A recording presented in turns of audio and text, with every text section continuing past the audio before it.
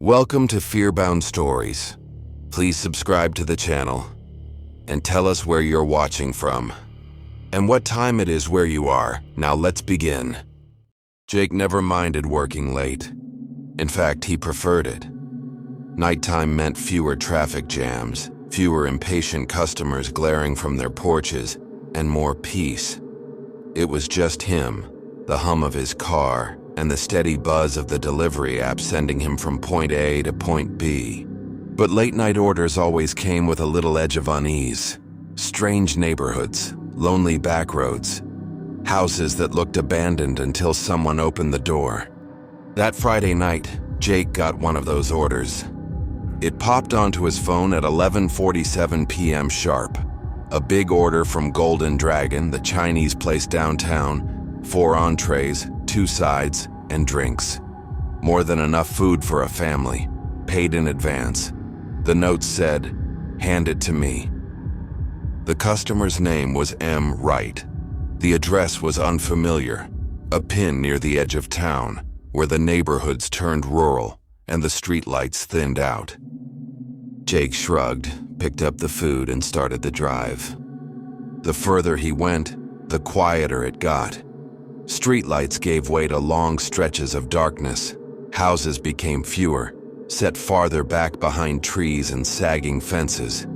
His GPS guided him along winding roads until finally it announced, "You have arrived." Jake slowed, squinting through his windshield. The house sat far back from the road, hidden behind a curtain of overgrown bushes. No cars in the driveway. No lights on in the windows. Completely dark. Jake checked the app again. Same address, same instructions. "Hand it to me." He pulled into the cracked driveway, headlights sweeping across the yard. The grass was tall, unkempt. The porch boards sagged. The entire place looked abandoned. "Maybe they forgot to leave a light on," Jake muttered, forcing a laugh. He grabbed the insulated bag, stepped out, and walked up the path. Each step crunched on gravel, the sound unnaturally loud in the still night. The front door was slightly ajar. Jake stopped cold. Every instinct screamed at him to leave the bag on the porch and walk away. Customers sometimes forgot to unlock the door, sure, but leaving it open in the middle of the night, that wasn't right. "Hello?" Jake called, staying at the threshold. "Delivery for Wright?" No answer. The night pressed in heavier. He glanced back at his car. The only light came from its headlights, casting long, shaky shadows across the yard. He cleared his throat. I'll just leave this here." As he bent to set the bag down, a voice drifted from inside the house. "Bring it in." Jake froze. The voice was low, flat, and close. It didn't sound like it came from another room, more like it was hovering just inside the doorway. His chest tightened. I'll leave it here," he said quickly. Silence, then a whisper from deeper inside. "Bring it in." His phone buzzed in his pocket, nearly making him jump. A notification from the app. "Customer is waiting. Please complete delivery." Jake cursed under his breath. He didn't want a bad rating. Against his better judgment, he stepped inside. The air was colder, stale. It smelled faintly of damp wood and something metallic like rust. His phone's flashlight beam cut across peeling wallpaper, stained carpet, and bare walls. The house looked empty. No furniture, no pictures. Nothing but a single chair against the far wall. And yet the voice had come from here. Jake swallowed hard. Where are you?" No response. He set the bag on a dusty side table and turned toward the door. That's when he noticed the receipt. It wasn't the one stapled to the bag. This was new. Fresh ink, lying on the table where he hadn't put it. 3 words were scrawled across it in shaky handwriting. "Don't leave yet." Jake's blood ran cold. He snatched his phone, backing toward the door. Something moved in the hallway. A long, thin shadow stretched across the wall, but there was nothing to cast it. His flashlight flickered. Then the voice came again. Not from the hallway this time, from the kitchen, from upstairs, from right behind him. "Bring it in." Jake bolted.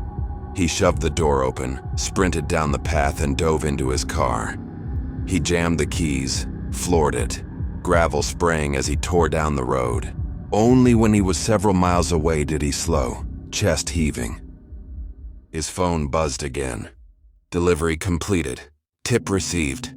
Jake's heart sank. He hadn't hit delivered. He hadn't taken the photo proof. He pulled over under a streetlight, hands shaking, and checked the app. The name on the order was no longer Emma Wright. It now read, "See you again." The screen flickered. For a second, the order history glitched, showing a grainy black and white image. Jake's breath caught. It was him, standing at the threshold of the house holding the bag. His own reflection, caught from an angle he hadn't taken. He slammed the phone face down, heart hammering. The next morning, when he checked again, the order was gone. No record of it, no payment. But the insulated bag was back in his car. Empty. And on the bottom, in faint smeared ink, were the same 3 words. "Don't leave yet."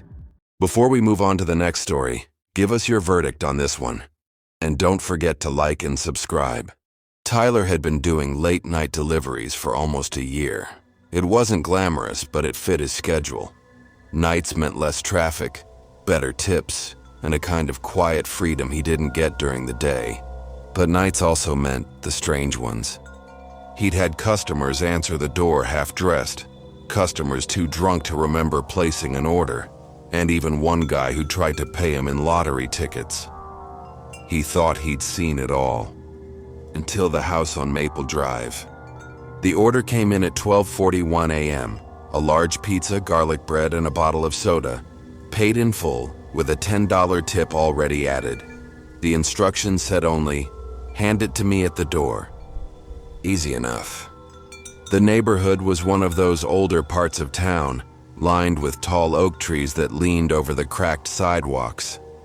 The houses were close together, each with narrow porches and peeling paint, the kind of places that had seen better decades.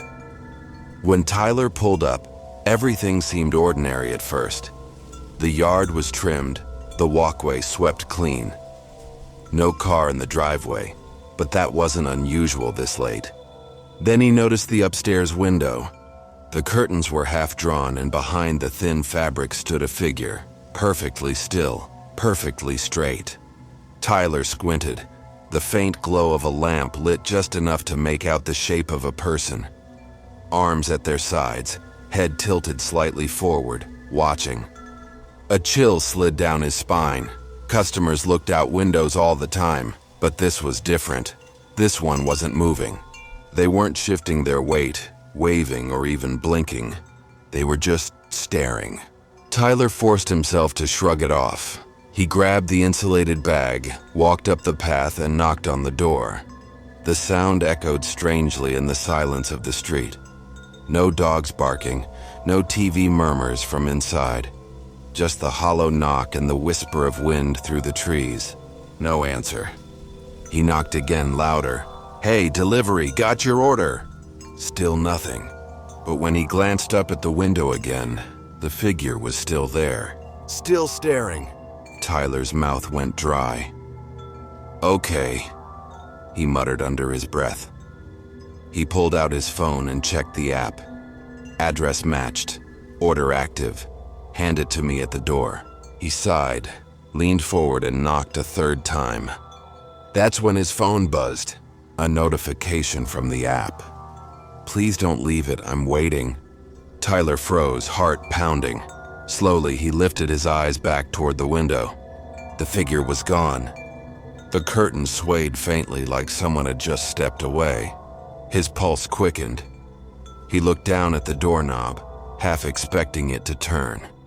But it didn't. The door stayed shut, silent.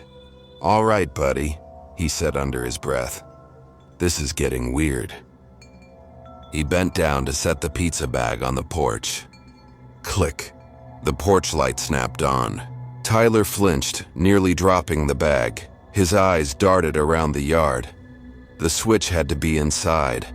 Someone had turned it on. Slowly, the front door creaked open. Just an inch. Darkness inside. No voices, no footsteps. Just the yawning black of the hallway. That was enough. Tyler backed down the steps, clutching the bag to his chest. He jogged to his car, tossed the food onto the passenger seat, and slammed the door. His breath came fast, shallow, the hairs on his arms standing straight.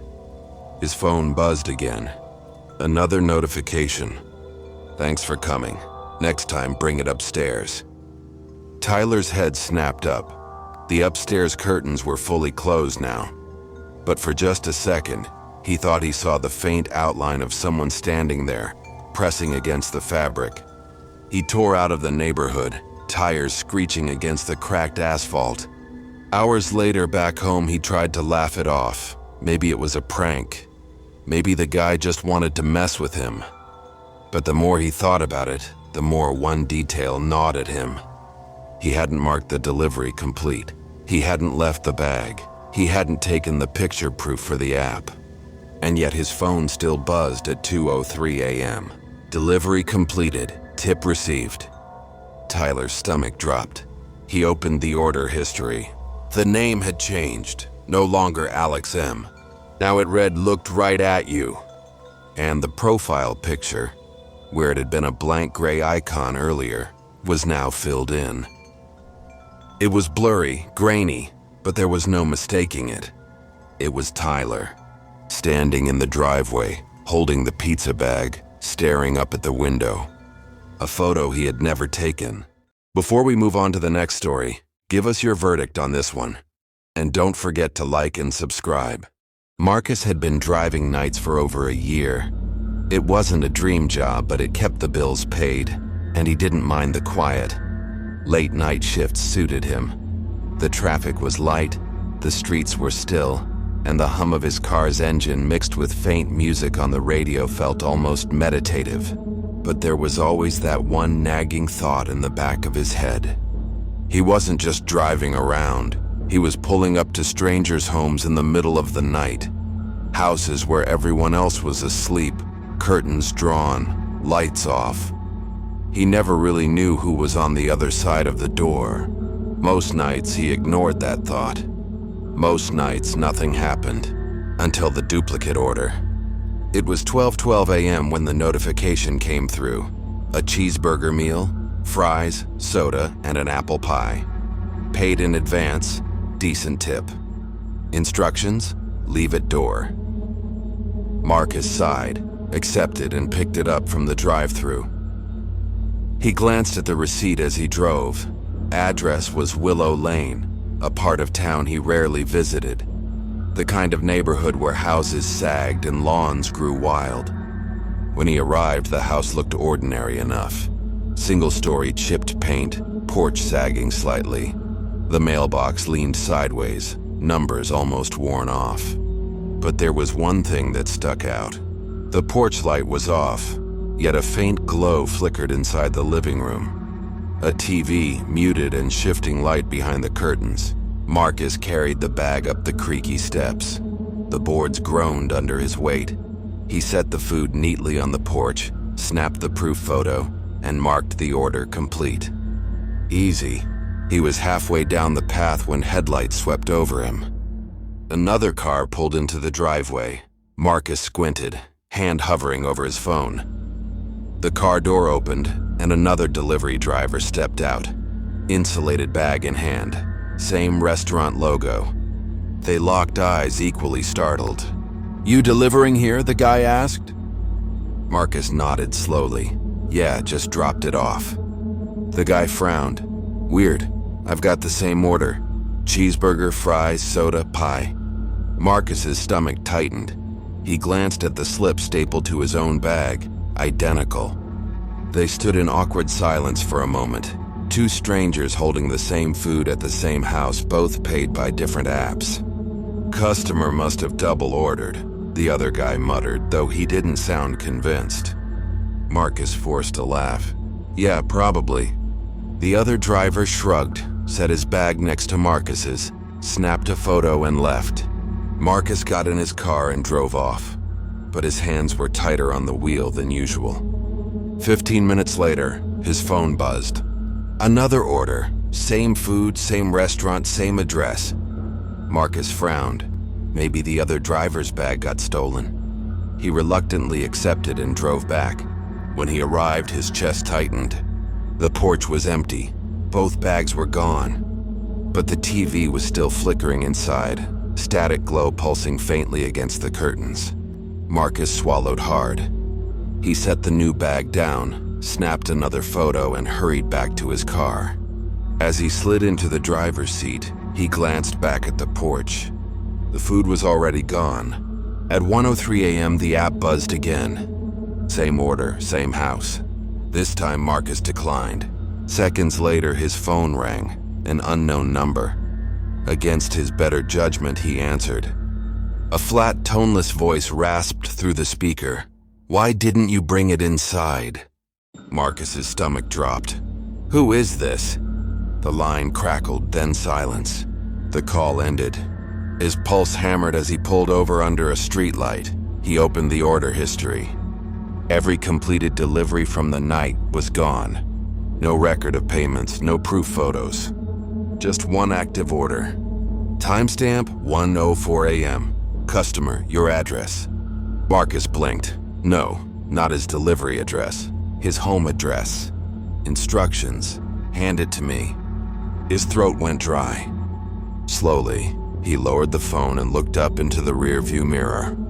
At first, he thought it was just a trick of the light. A blur. But no, there was a figure in the back seat. Sitting perfectly still, head bowed slightly, hands folded neatly in their lap. Their face was pale, blurred, features indistinguishable. Marcus's heart leapt into his throat. He spun around, but the seat was empty. The car was silent. Only his ragged breathing filled the space. When he finally got home near dawn, he tried to convince himself it had been exhaustion. A glitch. A prank. Something explainable. But his phone buzzed one last time. Delivery completed, tip received. Marcus's hand shook as he opened the app. The order was listed as fulfilled. Customer name, see you again. And the profile picture was no longer blank. It was his house. A blurry, grainy photo of his own front porch, taken from the driveway. Before we move on to the next story, give us your verdict on this one. And don't forget to like and subscribe. Eli had been a food delivery driver for almost 2 years. It wasn't his dream job, but it kept him afloat, and he liked the freedom of driving alone at night. The glow of his phone screen, the hum of his engine, and the quiet streets gave him a strange sense of peace. But there was one thing he hated: leave at the door orders. Most drivers liked them. Quick, no waiting, no small talk. But Eli never shook the feeling that it was unnatural. Walking up to a stranger's house at midnight, crouching low, back turned, fumbling for a photo, he always felt watched. Like someone on the other side of the door was waiting, eyes pressed against the peephole, holding their breath. One night, his instincts proved right. The order came in at 11:58 p.m. A family-sized chicken meal, 3 boxes of fried chicken, sides, and biscuits. Paid in full, good tip. Delivery instructions were short. Leave at the door, don't knock. Eli frowned. No knock? No bell? Most customers at least wanted some noise to alert them. He told himself not to overthink it. People were weird. He picked up the food and drove out of town. The streets thinned into long stretches of cracked asphalt, lined with bare trees clawing at the sky. Houses appeared farther apart, yards wild with weeds. The kind of road where headlights revealed more darkness than comfort. Finally, his GPS chimed, arrived. Eli slowed to a crawl, squinting at the address numbers nailed crookedly to a leaning mailbox. The house sat back from the road. One story, siding rotted gray, porch sagging with age. No lights on, no cars in the drive, just silent, heavy dark pressing around it. His gut twisted, but the address matched. He pulled into the cracked driveway, killed his engine, and stared at the house for a long moment. His headlights cast the porch into a harsh glow, highlighting peeling paint and warped boards. The front door was a faded, flaking red with a tarnished brass handle. Eli grabbed the insulated bag and forced himself up the path. The air was colder here, heavy with damp earth and something sour like spoiled wood. At the top of the steps, he crouched to set the bag down. His phone buzzed with the delivery screen, waiting for the proof photo. He bent lower, aimed, and snapped. Click. As the shutter sound echoed in the silence, something moved. From the sliver-thin gap of the front door, a pale hand slid out. Eli's breath hitched. The hand was too long, fingers bony and stretched unnaturally. The nails were yellowed, cracked. The skin looked waxy, almost translucent. In one sudden motion, it snatched the bag and yanked it inside. The door didn't swing, it didn't open wide, it barely creaked. The hand had simply reached out, taken the food, and vanished. The gap closed with a soft click. Silence returned. Eli stumbled back a step, heart slamming in his chest. His phone trembled in his hand. The bag was gone. The proof photo still glowed on his screen. But in the image, the bag wasn't there. Instead, the shot showed the porch, empty. Eli's stomach turned. He backed down the steps, nearly tripping, eyes locked on the door. No movement, no sound, just a stillness that felt alive. His phone buzzed again. A notification. Thanks for the delivery. Please come back soon. The words pulsed on his screen, as if mocking him. Eli bolted for his car, slammed the door, and floored it out of the driveway. Gravel sprayed, his headlights bouncing wildly as he sped back toward town. By the time he reached a gas station under harsh fluorescent lights, his hands still shook. Just some creep with a prank, he muttered to himself. They knew the order. They waited. That's it. He opened his phone, desperate to prove it was nothing. But when he checked his gallery, the proof photo was gone. In its place was a new one. Same angle, same porch. But this time the front door was wide open. And something stood in the frame. A figure tall, limbs too long, arms dangling low, fingers grazing the boards. Its head was tilted sharply, staring directly into the camera. Eli's stomach dropped. His thumb hovered over the screen, but the image wouldn't close. It pulsed faintly, like it was breathing. Then another notification appeared. Next time, come inside. The phone vibrated so hard he nearly dropped it. He shut the app, deleted it entirely, swore he'd never use it again. But later that night, lying in bed with his phone face down on the nightstand, the vibration started again. He turned it over with trembling hands. A new notification glowed against the dark. Leave it at the door. Before we move on to the next story, give us your verdict on this one. And don't forget to like and subscribe. Darius liked nights. Most drivers hated them. The long stretches of empty streets, the sketchy neighborhoods, the unpredictable customers. But Darius thrived in them. He liked the hum of his engine echoing through silent streets, the way streetlights carved pools of orange light into the dark. He liked feeling like the city belonged to him alone, a ghost passing through while everyone else slept. But one night he realized he wasn't the only ghost out there. It began just after 1 a.m. He was ready to wrap up, maybe do one last order before calling it quits. Then his phone buzzed. A single meal from a burger joint, combo with fries, drink, extra ketchup. Paid in advance, tip already included. Customer name, Clara. Delivery instructions. Hand it to me. The address was across town, near the river. A part of the city Darius usually avoided after midnight. Still, the payout looked decent. He accepted. The drive took him down long stretches of half-abandoned streets, old warehouses, empty lots, houses with peeling paint and sagging porches. By the time he found the right one, the neighborhood was so quiet, it felt like the whole block had been emptied. The house itself wasn't unusual, a one-story with chipped siding and a porch light glowing faintly. Every window was dark, except for that soft yellow glow above the door. Darius parked, grabbed the bag, and walked up the path. He knocked gently, shifting the food in his hands. The door creaked open an inch. A pale hand reached out. Thin fingers, neatly manicured nails. The hand took the bag without a word. The door shut softly, almost politely. "No thanks, no smile." Darius stood there for a moment, uneasy before heading back to his car. The first thing he noticed when he got in was the smell. Not food. Perfume. Sweet, floral, faintly powdery. The kind of scent that lingered in an old jewelry box. He frowned, glanced around. Nothing out of place. He shook it off, started the engine, and pulled away. But halfway down the block, he glanced at the rearview mirror and froze.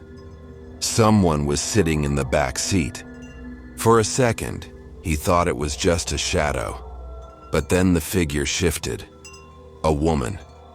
Pale face, long dark hair, sitting perfectly straight, staring past him at the windshield. Darius's chest clenched. He jerked the wheel, swerving hard, then whipped around. The seat was empty. Nothing. His breathing came fast, shallow. He pulled over under a streetlight, grabbed his phone flashlight, and shone it over the back seats. Empty. He laughed shakily. "You're losing it, man." Too many late shifts, but the smell of perfume was stronger now. The rest of the night blurred. Darius finished 2 more orders, but his hand shook each time he glanced in the mirror. Once, he could have sworn he saw her again. Not sitting, but leaning forward, as though whispering over his shoulder. But when he turned, nothing was there. By the time he finally went offline, his nerves were raw. He parked outside his apartment and sat in the stillness, trying to gather himself. That's when his phone buzzed. A new order. But he hadn't turned the app back on. Timestamp 1:47 a.m. Customer Clara. Address your location. Instructions. I'm still in the back seat. Darius's mouth went dry. His hands trembled as he slowly lifted his eyes to the mirror. She was there. Closer this time, sitting directly behind him, her pale face almost touching the glass. Her eyes were wide, dark hollows, her lips stretched in a faint, unnatural smile. He spun around, heart pounding. The seat was empty. When he turned back to the mirror, she was gone. Darius sat frozen for what felt like hours before he forced himself upstairs to his apartment. He locked the door, drew the curtains, and dropped onto the couch with every light on. But around 3 a.m. his phone lit up.